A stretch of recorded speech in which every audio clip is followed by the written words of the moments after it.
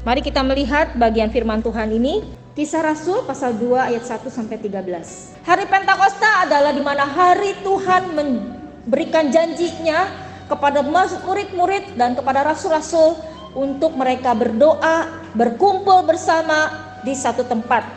Ketika tiba hari Pentakosta, semua orang percaya berkumpul di satu tempat. Mereka bersama-sama berkumpul, berdoa. Bapak Ibu, hari Pentakosta adalah hari di mana Tuhan mencurahkan Roh Kudus-Nya. Ketika itu tiba-tiba turunlah dari langit suatu bunyi seperti tiupan angin keras yang memenuhi seluruh rumah di mana mereka duduk, dan tampaklah kepada mereka lidah-lidah seperti nyala api yang bertebaran dan hinggap pada mereka masing-masing. Maka penuhlah mereka dengan Roh Kudus. Kita lihat di sini. Pada waktu terjadi peristiwa besar ini yang Tuhan janjikan kepada murid-murid dan kepada orang-orang yang mengikut Tuhan Yesus. Tuhan Yesus ingin agar mereka yang mengikut Tuhan dipenuhi oleh Roh Kudus. Karena Roh Kudus yang dijanjikan kepada mereka adalah Roh penolong yang memberikan kekuatan, yang menasehati, yang mendampingi. Parakletos ya. Kalau Roh Kudus ini disebut parakletos bahasa Yunaninya. Parakletos itu penolong. Yang menolong, mendampingi. Kalau kita ada yang mendampingi Roh Tuhan yang mendampingi kita, kita kuat. Kita akan berani memberitakan firman. Seperti dengan rasul-rasul. Ketika Petrus berkhotbah, banyak orang menjadi percaya. Yang tadinya tidak percaya, sekarang mereka percaya. Bahkan tiap-tiap hari jumlah orang-orang yang diselamatkan bertambah-tambah karena pekerjaan Roh Kudus. Roh Kudus mengungkap orang-orang yang dulunya gak percaya, dibukakan, sekarang menjadi percaya dan dibaptis. Ini merupakan tanda ketika Roh Kudus Tuhan memenuhi orang percaya. Jemaat mula-mula adalah jemaat yang kita harus pelajari bersama-sama. Hari ini bukan merupakan catatan-catatan sejarah yang mati, tetapi ini catatan sejarah yang hidup, yang pernah dialami oleh jemaat mula-mula. Ketika jemaat mula-mula itu menerima urapan dan gerakan Pentakosta itu, mereka digerakkan besar untuk memberitakan firman, membawa orang untuk percaya, bertobat, yang sakit disembuhkan, yang lumpuh berjalan, yang buta melihat, yang sakit disembuhkan, yang lemah dikuatkan. Oleh karena gerakan Pentakosta ini dahsyat, Bapak Ibu Saudara. Pada waktu Petrus melayani, dia katakan, aku gak punya emas, aku gak punya perak, yang ada padaku Yesus orang Nazaret. Yesus orang Nazaret, Yesus orang Nazaret, kuasa itu yang aku punya untuk kuberitakan kepada kamu. Berjalanlah. Jadi orang lumpuh itu berjalan. Mujizat-mujizat nyata, mujizat-mujizat Tuhan dinyatakan, kesembuhan demi kesembuhan, anugerah demi anugerah. Orang percaya diselamatkan, dibaptis, dan kesembuhan itu terjadi. Kalau kita melihat bacaan kita hari ini, bahkan di pasal 3, cara hidup jemaat mula-mula, cara hidup jemaat yang mula-mula. Yang pertama, mereka berdoa, bertekun bersahati, berdoa dan berdoa, memecahkan roti dan berdoa. Orang-orang yang menerima perkataannya itu, ketika mereka menerima, orang-orang yang menerima perkataannya itu memberi diri dibaptis, dan pada hari itu jumlah mereka bertambah kira-kira 3.000 jiwa. Mereka bertekun dalam pengajaran rasul-rasul. Dan dalam persekutuan, dan mereka selalu berkumpul untuk memecahkan roti dan berdoa. Ini kunci daripada gerakan Roh Kudus. Ini kunci daripada pimpinan Roh Kudus memimpin kita, menyertai kita. Kalau kita berkumpul bersehati beribadah, kalau kita berkumpul bersehati memecahkan roti, ikut perjamuan suci dan berdoa. Ini terjadi untuk saya dan untuk saudara dan untuk saya. Terjadi urapan Tuhan atas kita. Roh Kudus bisa menguatkan kita, bisa membuat kita bisa bersaksi, bisa mengajar kita untuk kita belajar bertekun dalam pengajaran rasul-rasul, firman Tuhan, dan persekutuan. Mereka pada waktu itu belum ada Alkitab selengkap ini. Mungkin hanya gulungan-gulungan kitab yang terpisah-pisahkan. Jadi dari situ mereka belajar berdoa, membaca firman, membaca kitab suci, membaca kitab-kitab nabi-nabi, Taurat, membaca Mazmur, mengajar, bertekun dalam membaca firman, berdoa. Ini adalah bukti bahwa gerakan Roh Kudus membawa mereka kepada kebenaran firman Tuhan. Membawa hidup kita kepada tenggelam kepada firman Tuhan, tenggelam di dalam persekutuan, tenggelam di dalam doa, di dalam memecahkan roti bersama, tenggelam hidup kita di dalam persekutuan dengan Tuhan. Relasinya dekat. Gerakan Pantekosta ini sungguh-sungguh dahsyat, Bapak Ibu Saudara.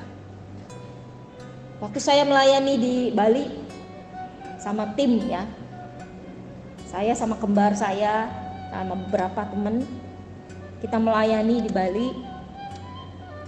Ada acara Tea with God, minum teh bersama Tuhan. Kita ngobrol tentang Tuhan. Kita merasakan bahwa Tuhan itu dekat dengan kita. Waktu kita ngobrol bersama Tuhan, minum teh bersama Tuhan, bersama teman-teman di situ ngobrol. Wah, rasanya tenang. Ada roh Tuhan memberi kekuatan satu dengan yang lain. Waktu mereka lemah, kita kuatkan. Waktu mereka sakit, saling mendoakan. Ya, ini merupakan satu ciri daripada jemaat mula-mula yang bersehati berdoa di satu tempat. Berdoa, berkumpul. Jangan pernah tinggalkan persekutuan dengan Tuhan. Ibadah nanti kering seperti pokok anggur, kita carangnya, kita rantingnya. Kalau ranting pisah dari pokoknya, gimana caranya? Bisa berbuah nggak? Boro-boro bisa berbuah ya. Hidup juga nggak bisa kalau ranting pisah dari carangnya, akan kering. Udah rantingnya kering ini jadi dikumpulin, jadi kayu api. Demikian kehidupan saya dan saudara dan saya. Kita harus dekat dengan Tuhan, melekat, bukan melekat pada uang ya, melekat pada Tuhan, bukan melekat pada uang, melekat pada Tuhan, melekat pada Tuhan, bukan melekat pada uang atau materi, bukan, melekat pada Tuhan, seperti ranting-ranting yang dekat dengan nempel sama pokoknya. Dia akan bertumbuh, dia akan berbuah, dia akan berbunga, berbuah, banyak buahnya, berkali-kali lipat. Semakin dibersihkan oleh Tuhan, semakin kita tunduk di hadapan Tuhan, semakin kita tunduk, tidak ada apa-apanya di hadapan Tuhan, semakin Tuhan mau memakai kita, semakin Tuhan mau membuat kita berbuah, melayani Tuhan. Berbuah apa? Buah kasih, buah kebaikan, buah kesabaran, buah kelemah lembutan, buah penguasaan diri. Semua buah-buah itu yang nilai-nilainya baik. Galatia 5 ayat 22-23. Nah, kembali kepada firman Tuhan. Roh Kudus, kalau Roh Kudus, gerakan Roh Kudus hari ini itu menggoncangkan jemaat mula-mula. memberikan mujizat kepada jemaat mula-mula. Bahkan Rasul Petrus, Paulus yang tadinya mengejar-ngejar orang Kristen, akhirnya Tuhan tangkap untuk menjadi pendekar Tuhan. Paulus 3 hari buta matanya, akhirnya dicelikan oleh Tuhan, disembuhkan oleh Tuhan. Karena apa?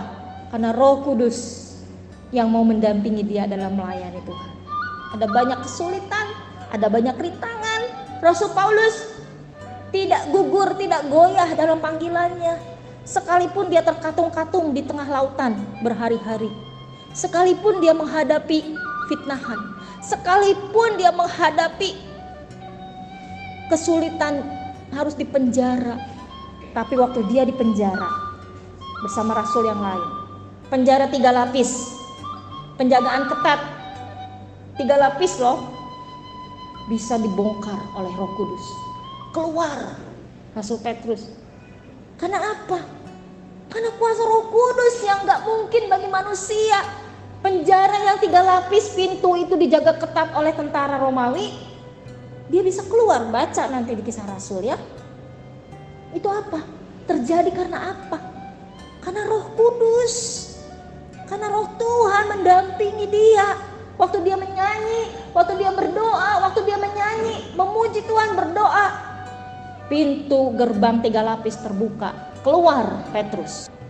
Karena Tuhan, bukan karena kekuatan manusia. Waktu Paulus melayani Tuhan, waktu Petrus melayani Tuhan, menghadapi halangan-halangan, waktu di sidang di Yerusalem, di mahkamah agama, dia bisa berkata-kata dengan hikmat Tuhan.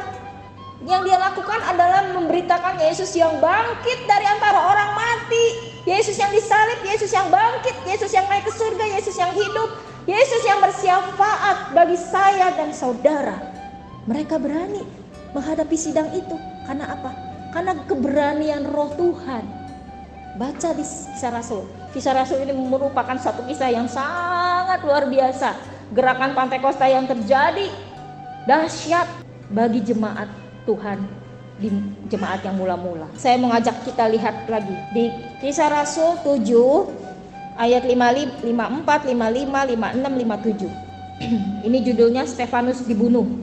Ketika anggota-anggota mahkamah agama itu mendengar semuanya itu, sangat tertusuk hati mereka. Maka mereka menyambutnya dengan gertakan gigi. Tetapi Stefanus yang penuh dengan Roh Kudus, menatap ke langit, lalu melihat kemuliaan Allah dan Yesus berdiri di sebelah kanan Allah.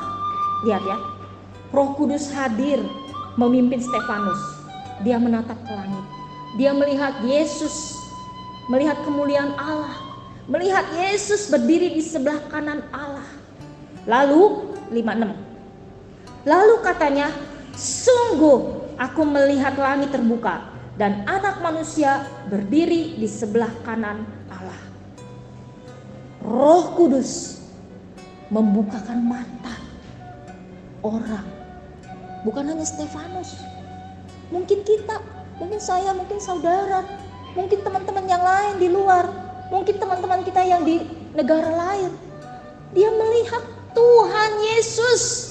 Waktu dia berdoa di kamar sendirian, melihat Tuhan Yesus. Stefanus, dia melihat Anak Manusia, melihat Tuhan Yesus di langit. Karena apa? Karena Roh Kudus yang membuka matanya untuk melihat. Hari ini, saya dan saudara, saudara dan saya, kita punya pengalaman yang sama, mungkin juga berbeda. Mungkin saudara bisa melihat Tuhan waktu doa, di keheningan malam, di kamar yang sendiri. Waktu kalian berdoa, menjamkan mata, tidak berkata-kata, hanya memejamkan mata, hanya berdoa dengan tenang, berkata-kata di dalam hati kepada Tuhan. Kamu melihat Tuhan yang memeluk kamu. Adakah itu? Tuhan memeluk kamu, Tuhan menopang kamu, Tuhan memukul bahu kamu, Tuhan menggendong kamu, Tuhan memeluk kamu, Tuhan mendukung kamu.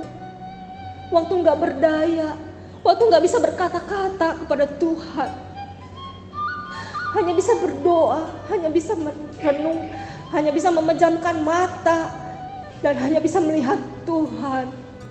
Di sini saya Tuhan, ampuni saya Tuhan. Saya mau melihat pimpinan-Mu. Saya mau melihat Tuhan yang hidup, yang menyatakan hidup-Mu kepada saya. Bapak Ibu Saudara yang kasih dalam Tuhan, gerakan Pantai Kosta ini bisa membawa kita kepada kehidupan bersama Tuhan. Kita harus alami itu.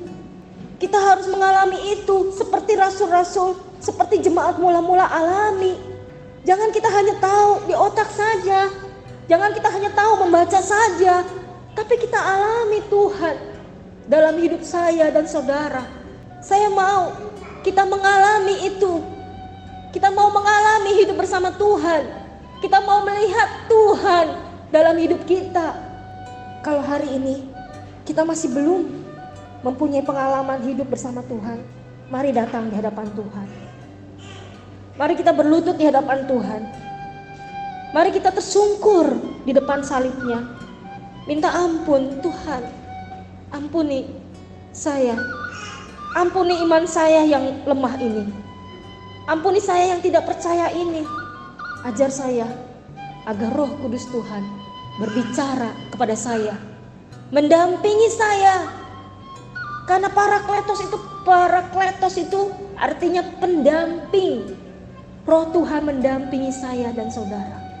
Maukah kita berjanji hari ini menjadi anak Tuhan, menjadi anak Tuhan, menjadi anak Tuhan yang hidupnya dekat dengan Tuhan, yang punya pengalaman dengan Tuhan, yang waktu berdoa dengan Tuhan berbicara langsung, gak ada perantara, gak ada halangan. Kita bisa berbicara langsung kepada Tuhan. Ini menjadi kerinduan saya. Biar firman Tuhan memberkati kita. Gerakan Pantai Kosta yang dahsyat ini sungguh-sungguh dapat mengubah hidup saya, dapat mengubah hidup kita semua, dapat dekat persekutuan kita dengan Tuhan. Amin.